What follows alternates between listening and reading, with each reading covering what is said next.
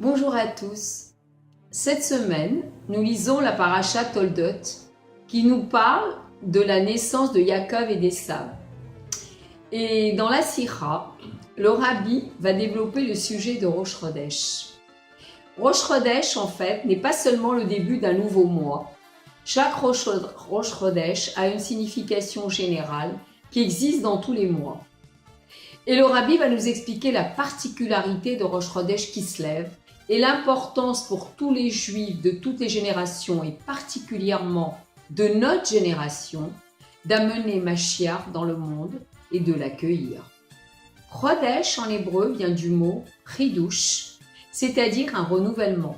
Une fois que la lune se cache le 29 ou le 30 du mois hébraïque, elle réapparaît le premier du mois suivant. C'est la naissance de la lune, qui est un point de lumière. Et comme à la naissance, un bébé a un potentiel qu'il va développer tout au long de sa vie.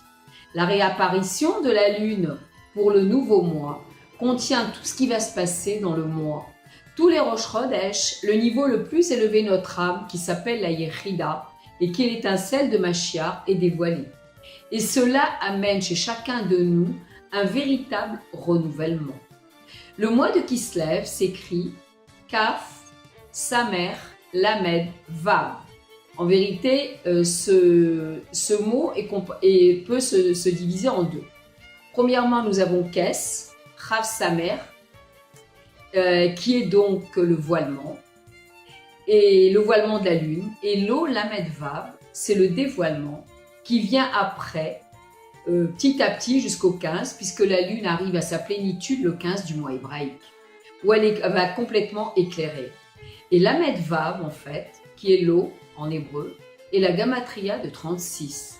Et pour ceux qui étudient la chassidoute, je ne peux pas rentrer dans une explication des sphirotes ici, c'est pas le sujet du cours. En fait, les midot, qui sont donc le chesed, la gvura, la tiferet, le netzach et le hod, et le yesod. Donc en fait, ce sont 6 midot. Et nous savons que chaque mida comprend donc une autre mida, ça veut dire il y a le chesed dans la gvura, le chesed dans la tiferet, etc., etc. Donc 6 multiplié par 6 égale 36.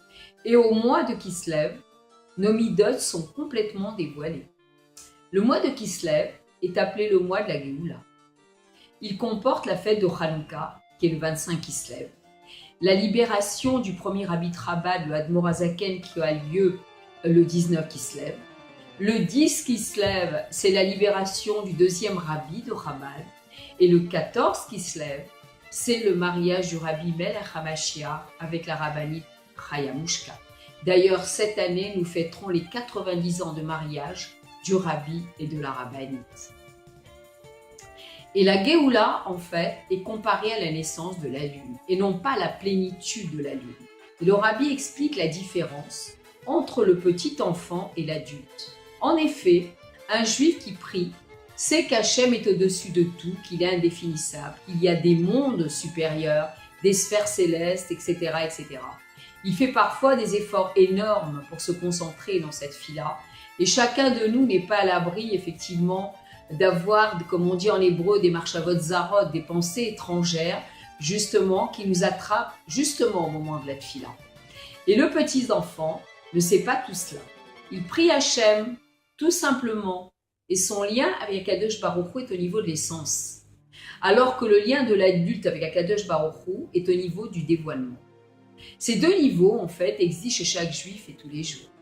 Dès que nous nous réveillons le matin, Modéani, nous disons Modéani, avant même que nous prenions conscience de notre réalité, puisque nous sommes à moitié endormis, et au moment où nous clignons des yeux le matin, l'essence de notre Neshama est dévoilée, et elle est liée complètement avec l'essence de Dieu.